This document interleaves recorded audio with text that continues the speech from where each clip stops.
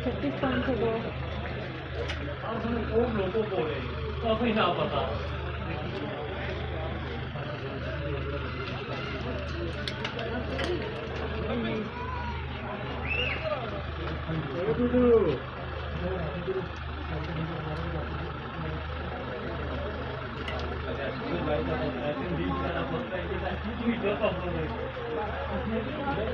तस्वीर खींची था फिर जो तो मैं पहले अपने 5-6 बजे जाऊँ तो वो नहीं था फिर मुझे तो ऊपर नहीं नीचे उसका तो नहीं खेल